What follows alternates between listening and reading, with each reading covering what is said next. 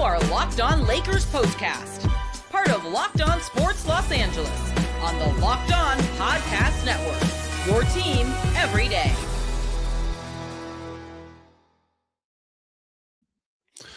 Well, the Lakers start their road trip with a loss. The team comes out sluggish. And where's the coaching? We talk about it all on the Locked On Lakers postcast.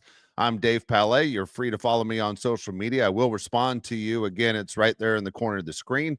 You can catch me on X and all other social media platforms. But right now, we'll talk a little bit of Laker basketball as the Lakers start this brief two-game road trip with a loss. Unfortunately for the Lakers, it was a bad start. It was a bad start in Houston, because the Houston Rockets are a team that's ahead of the Lakers in the standings. It's one of those teams where the Lakers want to obviously pass the Rockets and finish, as I say all the time, in a top four position.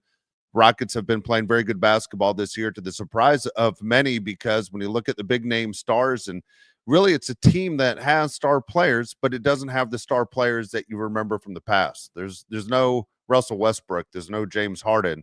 There's no Chris Paul. This is a different Rockets team. This is the Rockets team of the future. When the Rockets decided to rebuild, this is the team that they were putting together. Did they think it was going to happen this soon?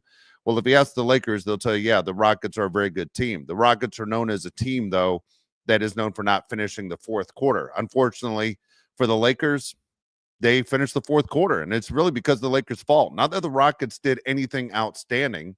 It was a situation where the Lakers looked like they weren't prepared. Very frustrating things when you talk about this Laker loss, because not only the offensive fouls at the end, not only the bad shots, not only the inbounds pass that didn't make any sense at all from Max Christie. You had a timeout remaining. Where's the rush? And so here's the deal with the Lakers in that situation, where let's go down to the last possession that really mattered for the Lakers. The team's down by 3. Lakers are going to get one last shot, and you're going to go, who's going to be the guy that shoots it? Well, let's look who's on the floor. Is it going to be Anthony Davis? We probably don't want Anthony Davis shooting a 3 in that situation. If Anthony Davis misses a 3, all of us, including the Laker fans, Laker coaches, are frustrating. Laker fans are going to be frustrated. In your mind, you're thinking, well, this is going to be possibly an Austin Reeves shot. Maybe it's one where Max Christie gets the ball in bounds, gets the ball back, he knocks it down. Or is it going to be LeBron James, Dorian Finney-Smith? Look, if you look at Finney-Smith, and that might sound crazy to you, he was brought over here as a very good three-point shooter. But let's all be honest. We all know that ball is going to go to LeBron. It's just the way it is. And we talk about it on the show all the time that, the big three-point shots or the big shots at the buzzer, what has LeBron done in your memory as a Laker to say he's the consistent guy that should be the one doing it? For the Laker fans, it's frustrating because we remember Magic Johnson doing it. We remember Kobe Bryant do it. Some of our best memories of former Lakers are those guys hitting those big shots. For Bulls fans and NBA fans, they'll tell you about Michael Jordan. But Michael Jordan will tell you he missed a lot more of those in the games than he made, but you remember the ones he made. Kobe Bryant, you can say the same thing. That is a terrible play that the Lakers drew up. If the idea was to get the ball to LeBron James, that was terrible coaching by J.J. Redick and his staff. I don't understand how you can have one timeout remaining. The last thing should be said, if the pass isn't there, just call timeout. At the same time, if you're going to get the ball to LeBron, and no matter what, he's going to be the guy that shoots it, then set up a screen, anything. To just be free reign, it doesn't make any sense at all. Then to throw a ball in that turns into a turnover is embarrassing. It feels like you wasted 2.5 hours of your time on the court, your time traveling to Houston, your time staying in a hotel, your time eating the food that's on the road. And for us as fans, it feels frustrating as well, because that has to be as simple as can be at this point in basketball. If we all played high school basketball, we all remember we had an inbounds play. For that to be the Lakers inbounds play when the idea is to get the ball to LeBron James is insane. It wasn't a situation when you had a second left or 2 seconds left. You had time to set something up. It was bad. It was bad. And so J.J. Redick, who's in his first year as a head coach of this team, very, very frustrating to see the way the Lakers executed. That's not what championship teams do. The Lakers are so far off right now from looking like a team that contend. I don't even know what to say. I'm speechless to the point I'm frustrated more than you can imagine, because I think about the teams that we think about chasing all the time. What would the Warriors have done in that situation? What were the Golden State Warriors done? What were the Boston Celtics done? What would the Denver Nuggets have done? Even Oklahoma City, a young team, what would they have done? That is ridiculous. That is bad basketball. And at this point in an NBA career, come on, you know better than that. JJ Redick, you played in the NBA forever. Nate McMillan, you're his assistant for a reason. Scott Brooks, you're his assistant for a reason. For that to be the play they drew up and to have a turnover and really take you out of contention of winning after you work so hard to battle back, extremely frustrating. So as Laker fans, you watch the team lose tonight. It's a brief 2-game road trip, both of them obviously in Texas. You're sitting there facing the Rockets tonight. You fall to Houston, which means you fall in the standings. And then you have the Dallas Mavericks on Tuesday. We'll talk more about that game coming up. But, man, what was such an incredible sports day. If you're like me and you watch NFL and you're looking at what did the Rams do today, and you know the Rams played a bunch of backups, but yet the Rams were still pretty good. And then you watch the Chargers destroy the Raiders, and then, you know, the playoffs are going, and you're going, man, even on the last week of the NFL season, the league doesn't disappoint. In the NBA, if you're like me, I'm not a huge fan of watching all 30 teams on a regular basis like I watch the NFL, but I love the Lakers. The Lakers are my favorite team.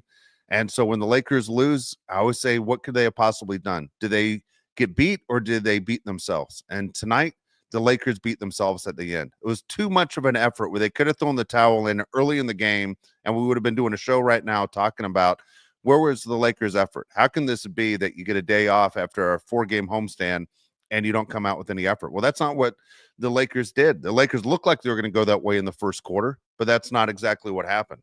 Unfortunately for the Lakers, they battled all the way back. We got excited. We're going, this is going to be one of the great wins of the season, especially after that third quarter. But that's not what the Lakers did. They fell apart. They stepped in it right at the end of the game. And what do you always remember? You remember the end of the game. The Lakers have a lot of room to grow, not only as players, as teammates, but that coaching staff. For me, I point the finger at them. I point the finger at them where it's too late. If they mess it up in a game, it's too late because you didn't teach them the right way. What are you possibly going over if you aren't going over inbounds plays? And how to get the ball to the guy that everyone knows is getting the ball.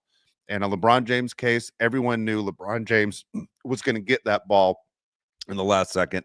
And unfortunately, we couldn't even feed him the ball. And so very, very frustrating for this Laker team. And overall, this team has to play a lot better. We'll go through it quarter by quarter and what the Lakers have to do to get better. But right now, my frustration level is through the roof. It is unacceptable. Right when you think this team is making strides and going in the right direction, right when this team takes on 4 games at home and you finish 3-1, and the only one you lose to is the team that has the best record in the league, in the Cleveland Cavaliers, you're going, okay, we can hang our hat on that. We can move forward.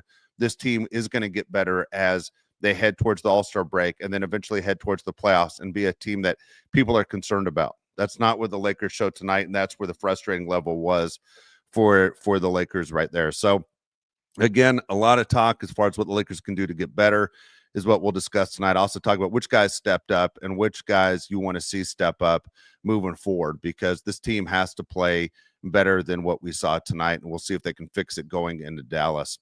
Hey, want to mention the people over at Prize Picks. Right now, basketball season is heating up, and there's no better way to get real money action on the game while watching your favorite NBA stars with Prize Picks. Whether you're a diehard fan or you just love some friendly competition, Prize Picks makes it fun, easy to turn your basketball knowledge into cash. Look, this is how it works. Pick more or less, at least 2 players for a shot to win up to $1,000 times your cash.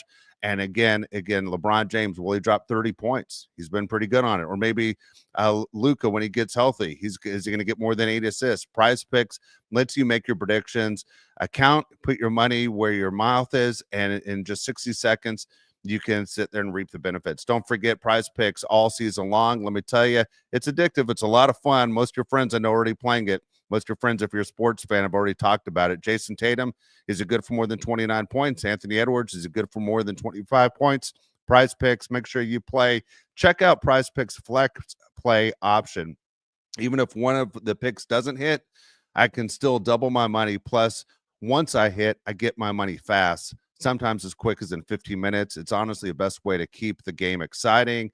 Don't forget, now's the perfect time to download the app today. Use the code LOCKEDONNBA to get $50 instantly when you play your first $5 lineup. That's right. No need to win to get the bonus. It's guaranteed. Prize Picks, run your game. So let's look at this Laker team right now. How did things go this way? How did things end up where the Lakers end up losing this game 119-115? It's easy. It starts in the first quarter, and the Lakers were outscored and embarrassed in the first quarter, 36-22. Rockets jump out to a 36-22 lead, and like, did you guys even prepare? Like, do you guys even know who's the people who are dangerous when it comes to the Houston Rockets? Because it looked like the Lakers had no plan. We saw it earlier in the week when the Lakers were playing the Blazers, and their plan was, we're going to stop Austin Reeves, which we thought was kind of wild. But at the same time, that was their plan. Do the Lakers know that, hey, maybe Jalen Green was the guy that they need to worry about? Jalen Green's very good. Jalen Green, if you don't watch a lot of Rocket basketball, you know who Jalen Green is. There's even one benefit to the Lakers. Jalen Green got 2 quick personal fouls in the first quarter, but he finished with 18 points on 7 of 8 shooting, and he made 3 3-pointers. Rockets completely dominated. Points in the paint, 20-10. When you're seeing 20-10, you're like, where is the effort? What is happening on this team? How can that possibly be?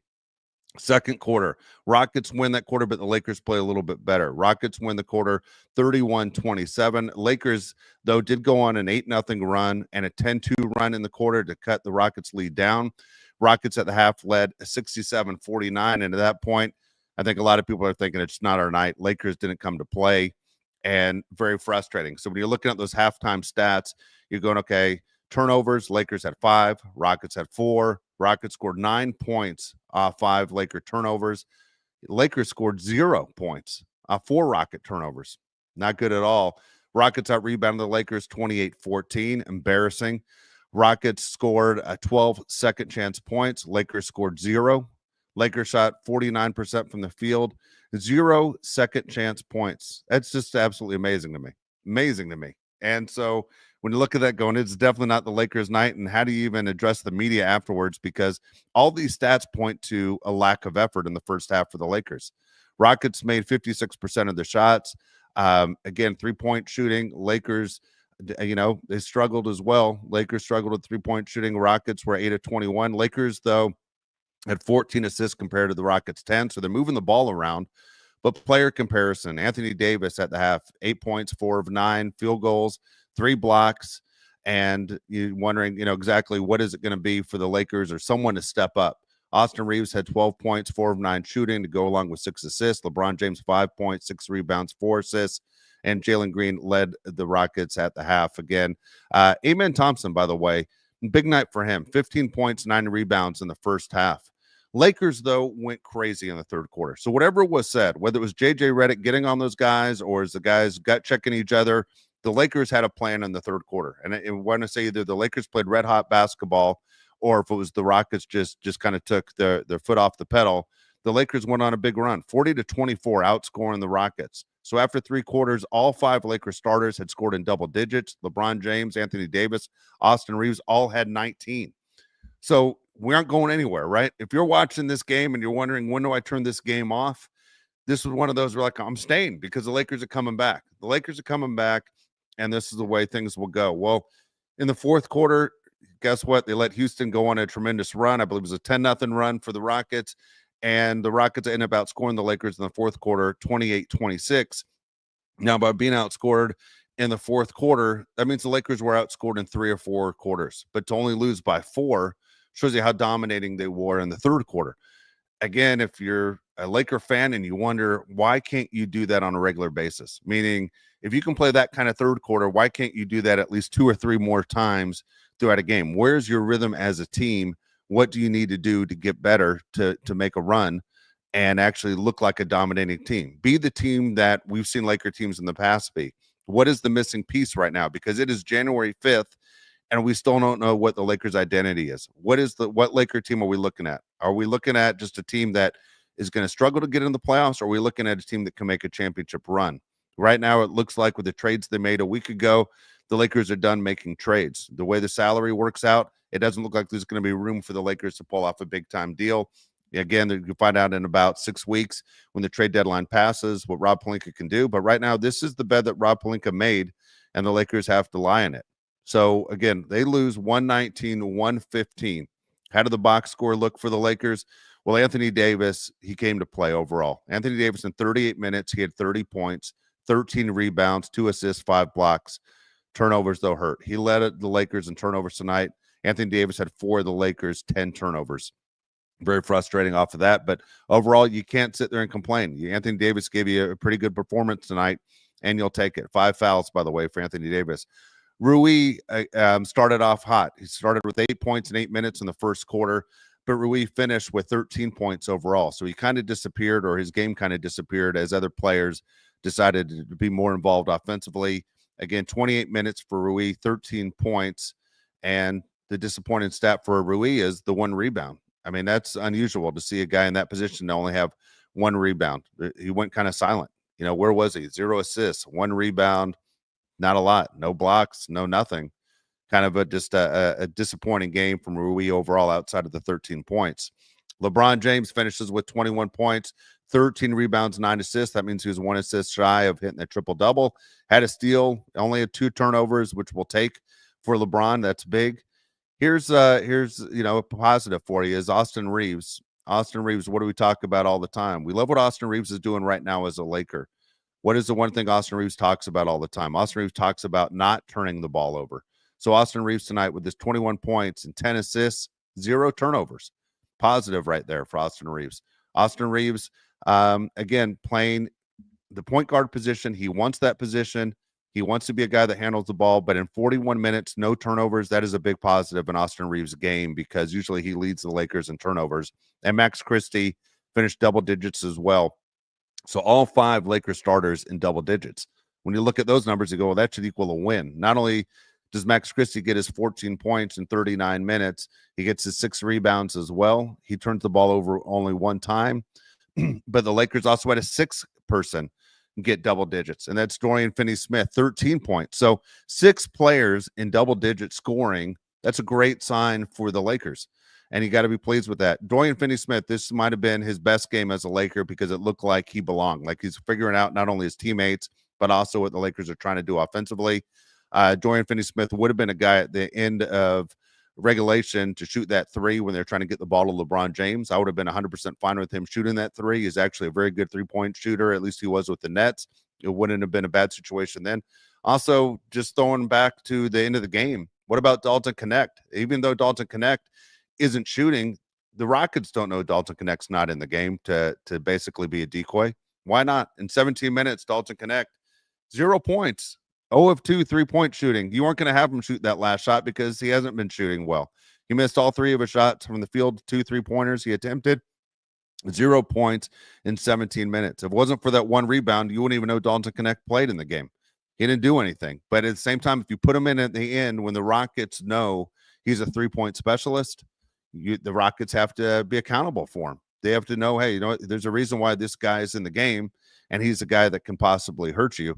So for the Lakers right there, very, very frustrating. It bothers me that the Lakers can't close out games. It bothers me the Lakers haven't figured out their identity and that the Lakers right now aren't moving forward in the right direction to know exactly what you have night in and night out. So what can I tell you? But Lakers, again, there's reasons why they lost this game. We'll get into the bench as well, and we'll talk about the Rockets and why they had success in just a little bit. But first, want to mention FanDuel. Don't forget, right now, from big upsets to game-winning drives, the NFL playoffs are better with FanDuel because right now new customers can bet $5 and get $200 in bonus bets guaranteed. That's $200 in bonus bets. Win or lose, the FanDuel app gives you everything you need for live bets, same game parlays, and don't forget as well, there's so much more.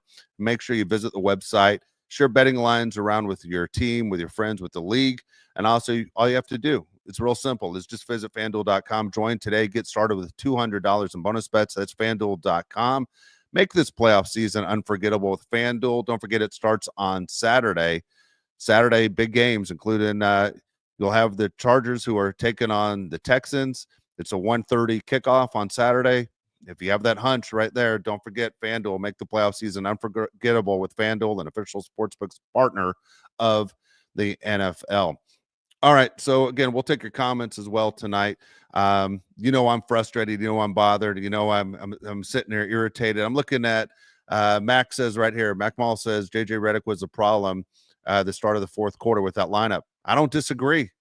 Mac, that's a great comment right there because as much as I want things to work out for JJ Redick and I was all for the hire, just someone new, someone different, someone that LeBron James felt comfortable with because LeBron has that history of being called, a coach killer. The fact that JJ Redick and him had, a business and the podcast and they knew each other, that maybe we'd see the best of LeBron's version at age 40 because he respected him. But JJ Redick's lineup tonight was terrible. That's where I wonder how much is JJ Redick and why did the Lakers hire the coaching staff they hire if the three guys who now have head coaching experience can't put together a better matchup than that? The start of the fourth quarter is where that game was lost. So very, very frustrating. And so great comment right there. LeBron James, again, is he the guy you want shooting the ball at the end of the game? Look, I understand he's the all-time leading scorer and he's one of the greatest of all time, if not the greatest of all time. Not saying that it's the wrong choice. I'm asking you as a fan, is he the guy that you want shooting the ball when you need a three, when everyone else knows he's going to be the guy, when he's definitely not your best three-point shooter? And you have other guys on the team that were traded for that are three-point shooters. Is that what you want right there? Three-point shooting tonight, in case you're wondering what your different options were. Lakers were 16 of 36 from behind the arc. That's 44%. That's what they were. So who made three-pointers tonight? Who looked good? Well, Anthony Davis with 2 of 4. I don't want Anthony Davis shooting that. Rui was 50% three-point shooter tonight. He was 3 of 6. LeBron James, 4 of 7. Not bad for LeBron. Austin Reeves, 3 of 6. Max Christie, 2 of 5. Again, your choices are, who do you want to go to? But also at the same time, who do the Rockets think is going to get that? What you want is a wide open shot, right? If you move the ball around and you get the wide open shot, like some teams are able to do continuously, whether it's even the Houston Rockets that do it, whether it's the Cavs that do it, or as we see all the time, the Golden State Warriors. Somehow the Warriors are able to set screens, move the ball around, and it seems like Steph Curry gets wide open looks. The Lakers seem to do a lot of standing outside of that arc like they're at the local gym, and all the guys that don't want to go inside, the guys that don't want to sweat but want to play 5-5, and nobody wants to go underneath, kind of just stand there, and then they rifle up a three. That's what it looks like with the Lakers. It's not the local gym. It's not a bunch of 50-year-old guys out of shape just sitting there rifling up threes. This is the NBA. You got to figure out a way to get these guys the ball. These guys are the best athletes in the world. Unbelievable tonight on how this went and how their choices. Dorian Finney-Smith, by the way, was 2 of 6 from behind the arc. Dalton Knecht, as I said before, 0 of 2. But otherwise, the guys that were there all basically knocked down threes tonight. So I'm not saying LeBron's the wrong guy. I'm just saying the Rockets knew he was the guy. That's why the ball was stolen. That's why Max Christie made a tremendous mistake at the end. And look, you can say that game was lost in the first quarter, but you're going to remember the game being lost in the fourth quarter. That's the way fans do it. That's the last thing in your memory is when does it count the most? It counts the most at the fourth quarter and the last couple minutes. It's just the way it is in sports. All right, so Houston Rockets, again, if you aren't familiar with the Rockets played very good basketball tonight. Jalen Green looked like one of the best players in the league, right? Jalen Green, again, ended up with 5 fouls, and he was able to play the entire game after getting 2 quick ones. But right away, Jalen Green was on fire, as we said, 18 points in the first quarter, finishes with 33. Would have had more if he wasn't in foul trouble. He was 12 of 24 from the field, made 5 3-pointers, made all 4 of his free throws, 6 rebounds, 4 assists, complete player. If you've never seen Jalen Green play, you'd say he's one of the best players in the league. And boy, he was outstanding, right? Can create a shot, can create space, a true athlete. He's very, very good at what he does. Amen Thompson with 23 points, 16 rebounds. And again, if you're the Lakers, like, how does that happen, right? How does that happen, and where are the deficiencies on this team? So let's look at that real quick. When you look at Amen Thompson at 23 points and 16 rebounds, well, I look at Anthony Davis's numbers. How do they compare? And you go, Anthony Davis, 30 points, 13 rebounds, not bad. But where it starts to hurt you is, Rui with his 1 rebound. How many of these rebounds did Rui not get that the Rockets got back and were able to get all those second chance points we were just discussing? So for the bench, Rockets didn't do anything crazy, but they were consistent. You had 4 guys that scored, 4 guys that jumped in, and all of them scored. You had 8-6, 8-7. So not a bad performance by the bench. Not one of the best benches in the league, but those were your points. For the Lakers, they had a total of 16 points. Dorian Finney-Smith, he had 13 of them. Cam Reddish in 4 minutes, no points, no shots. Jackson Hayes, 2 shots in 6 minutes. Made 2 points, but those are both off free throws. And Shake Milton, who, of course, is a new Laker, who was here not only for defense, but also Shake Milton here for shooting threes, didn't shoot 1 3-pointer tonight. Nothing. Didn't shoot a shot at all. So Shake Milton overall was 0 for 0 on both sides. Got a chance to shoot 2 free throws, only made one of them. Finished with 1 point on the night. Nothing exciting about. Nothing worth going. That's why we traded for that guy. It wasn't that feeling at all for Shake Milton, for the Lakers and the way they move forward. So again, frustrating to see that the Lakers not only lost this game, but at the same time, what are their plans to get better? BC says right here, Max shouldn't have been the inbounder. You know what I was thinking, BC, at that time is that we saw Max Christie, who has really come into his own and has done a better job with this, with this team. I was thinking this might have been one of those situations with Max Christie where he comes into the game, throws the ball in and then gets the ball back and then shoots that three. I don't know. I'm assuming that ball was going to stay with LeBron James, because why force it? If the idea was to get the ball back to Max Christie, meaning pass the ball inbounds, step inbounds, then get the ball back, and then you knock down your 3-pointer, it didn't seem like that was the plan. If that was the case, then you're absolutely right. Then why is he throwing the ball inbounds if he's your best option? I mean, if Austin Reeves is your point guard and you won't have no desire to get him the ball to shoot it, or if Anthony Davis is a guy that's not going to shoot it, but he's tall enough to get the ball to the right person, why not Anthony Davis? I agree, BC, on that one. It seems like it didn't make any sense at all that Max Christie would be the guy that inbounds the play. I think I was more frustrated, not from the pass as much as far as the lack of play, meaning there was no screen to get LeBron James the ball. I mean, what happened to 1 screen, 2 screens? I mean, we see it all the time, double screen, some kind of movement, but to not even get an opportunity because you guys create a turnover. What are you doing, Lakers? What are you doing, JJ Redick? What are you doing, Nate McMillan? What are you doing, Scott Brooks? Frustrating basketball over there. That's bad basketball. Looking at the numbers for the night, just so you want to know, Lakers shot 49% from the field. That's fine. 44% 3-point range, 82% from the free throw line. All those numbers, percentage-wise, usually should equal a win. Turnovers for the Lakers, 10. Not a terrible number. Not concerning what the Lakers have been doing. For the Rockets, on the other hand, 47.5% from field goal range, only 35% 3-point range, and free throws, 58% for the Rockets. So you could point to some things like if the Rockets lost that game, and we're talking Rocket basketball for their postcast, you'd say, hey, you got to do a better job with your free throws. Got to do a better job with your 3-point shooting. All numbers that usually when we talk about Laker losses that kind of look like that. Rockets, though, turned the ball over only 6 times. They held on to the ball. Seems like all the teams that beat the Lakers do not turn the ball over the way the Lakers do. And also when you look at the other teams out there, we mentioned this before. Everybody seems like they want to play their best basketball against the Lakers. Like the energy level is through the roof, and the Lakers need to match it. And I'll go back to Dodger baseball, and Mookie Betts said in the spring when he said every game is the other team's World Series. Lakers have to look at it that way too. And for the guys who didn't wear Laker uniforms their entire career, they knew what it was like when you come in and face the Lakers. They knew exactly how that goes. The excitement factor of facing the Lakers, whether it's home or away. I think if I was a player, it would be extremely frustrating for me to wear my team's home uniform, look in the stands, and see all those yellow Laker jerseys. I mean, you see them all the time. You see them whether it's Kobe Bryant still, or it's Magic Johnson still, or LeBron James. They're all over the place. There's so many Laker fans worldwide that show up to these Laker games in other cities. It would bother me saying this is our home event. Why are there so many Laker fans here? Let's sit there and give the Lakers their worst loss of the season. Let's take a look at the standings in the Western Conference right now. I always say to you, we need the Lakers to finish as the 4th seed. Right now, it's Oklahoma City. They're the number 1 seed. Oklahoma City has now won 15 straight games, 30-5 on the season. Rockets are the number 2 seed. Frustrating because the Lakers, I think, honestly, are better than that Rocket team. They just didn't do what they were supposed to do. So the Rockets are the number 2 seed, 23-12.